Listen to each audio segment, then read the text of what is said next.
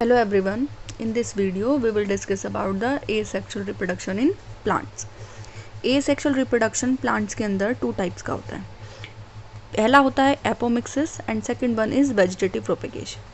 ये apomixis term आपके लिए फर्स्ट टाइम आपने सुना होगा, लेकिन वेजिटेटिव प्रोपेगेशन वर्ड आप से नोन है क्योंकि आप ये पहले भी पढ़ चुके हैं.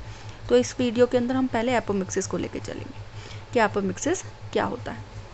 एक्चुअली में अगर आप एपोमिक्सिस वर्ड को देखो तो यहाँ एपोमिक्सिस वर्ड के अंदर जो एपो मतलब होता है एपीओ, एपो मतलब होता है अवे एंड मिक्सिस मतलब होता है फ्यूज़न. तो फ्यूज़न से अवे, फ्यूज़न से दूर, दैट मीन्स कि जहाँ फर्टिलाइजेशन नहीं हो. तो एपोमिक्सिस वर्ड यहाँ पर विदाउट फर्टिलाइजेशन से लिया जाता है. तो यहाँ पर अगर हम देखें it is a type of sexual asexual reproduction that mimic sexual reproduction. अब यहाँ मिमिक वर्ड क्यों यूज़ हुआ है? मिमिक मतलब होता है मिमिक्री करना, किसी की नकल उतारना. एक्चुअली में सेक्सुअल रिप्रोडक्शन से सीड फॉर्मेशन होती है. कि हमें पता है कि नॉर्मल प्रोसेस जो होता है सेक्सुअल रिप्रोडक्शन में, उसमें क्या बनता है, सीड गैमेट का फ्यूज़न होता है, गैमेट के फ्यूज़न के बाद सीड फॉर्मेशन होता है, फ्रूट फॉर्मेशन होता है, सीड फॉर्मेशन होता है.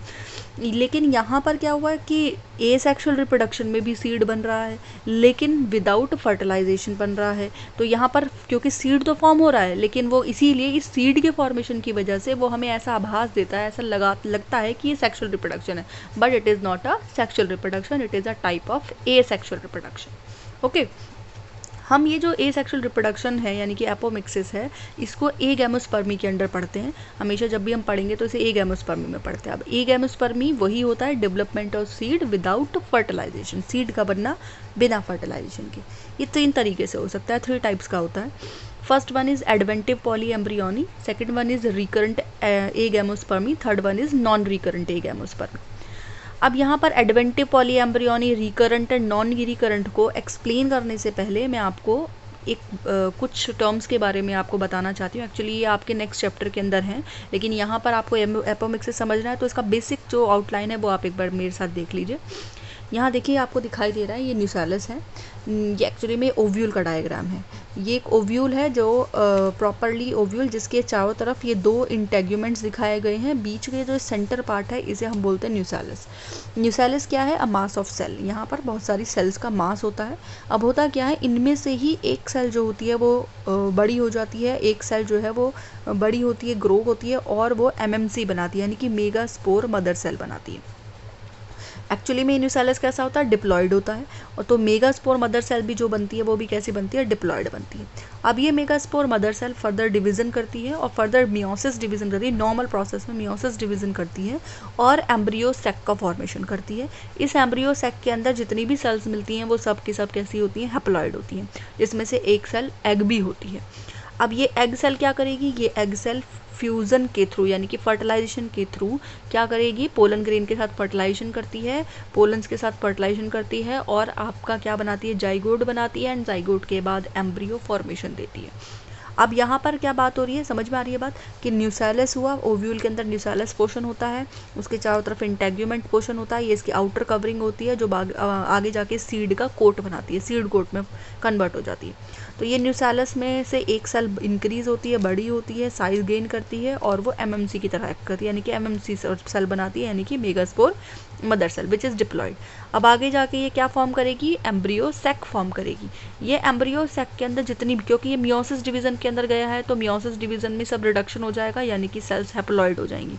तो जितनी भी इसके अंदर सेल्स हैं वो सब हैप्लॉयड है. इनमें से एक सेल ये है आपकी, ये वाला एम्ब्रियो सैक का डायग्राम आप 10th क्लास में भी मैंने आपको थोड़ा सा डिस्कस किया था इसके बारे में.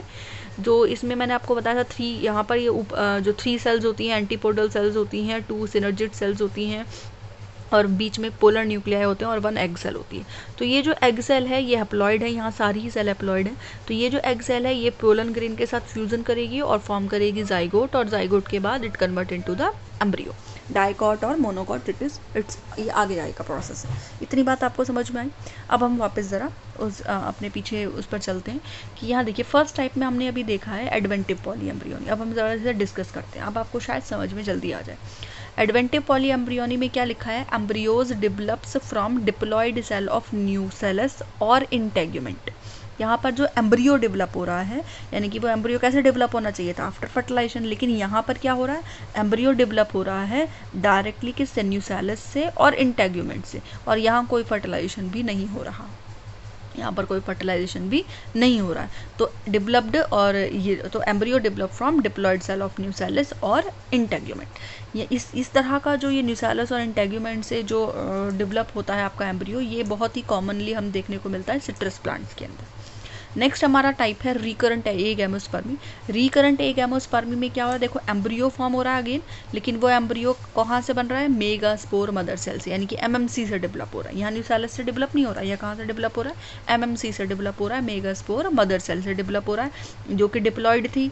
आगे जाके एम्ब्रियो भी हमें पता है कैसा हो जाता है, आगे जाके एम्ब्रियो सैक बनता है, एम्ब्रियो सैक के बाद एग सेल फिर फ्यूजन करती है और वो आगे जाके आपका क्या बनाती है, एम्ब्रियो बनाती है। लेकिन यहाँ पर क्या हो रहा है, यहाँ पर विदाउट फर्टिलाइजेशन ही मेगास्पोर मदर सेल से क्या बन रहा है, आपका एम्ब्रियो बन रहा है, विच इज सेकेंड टाइप। अब थर्ड टाइप में देखिए नॉन रिकरेंट एगैमोस्पर्मी। इसमें भी एम्ब्रियो डेवलप हो रहा है, लेकिन इसमें एम्ब्रियो डेवलप कैसे हो रहा है, हैप्लॉइड एग सेल से। अब यहाँ पर आप ज़रा देखो ध्यान से, तो यहाँ पर हमने ना आपको अभी बताया है कि न्यूसेलस से बनती है एमएमसी, एमएमसी से बनेगा एम्ब्रियोसेक। एम्ब्रियोसेक की सारी सेल कैसी होती हैं, हैप्लॉइड, यानी कि एग सेल भी कैसी है, हैप्लॉइड। तो यहाँ लिखा है कि हैप्लॉइड अनफर्टिलाइज्ड एग, लेकिन यहाँ ये एग सेल का फर्टिलाइजेशन नहीं होगा, बिना फर्टिलाइजेशन के ही ये किस में कन्वर्ट हो जाएगी, एम्ब्रियो में डेवलप हो जाएगी, एम्ब्रियो फॉर्म कर लेगी। ये जो फॉर्मेशन होती है विदाउट हैप्लॉइड एग सेल से एम्ब्रियो के फॉर्मेशन को, इसे हम नॉन रिकरेंट एगैमोस्पर्मी बोलते हैं। और एक और टर्म से हम इसे जानते हैं पार्थेनोजेनेसिस। पार्थेनोजेनेसिस में भी यही होता है कि पार्थेनोजेनेसिस में भी अनफर्टिलाइज्ड एग से ही आपका एम्ब्रियो फॉर्म हो जाता है, ठीक है, पार्थेनोकार्पिक। तो यहाँ पर आपका जो ये यहाँ तक हमने तीनों पार्ट्स को डिस्क्राइब किया है। होप कि आपको ये समझ में आया होगा। आगे जाके आप जब नेक्स्ट चैप्टर में इसे पढ़ेंगे अगेन, तो आपको ये पूरी तरह इसके सारे कंसेप्ट्स क्लियर हो जाएंगे। तो नेक्स्ट क्लास के अंदर हम वेजिटेटिव प्रोपेगेशन को स्टडी करेंगे। Goodbye. Hello everyone.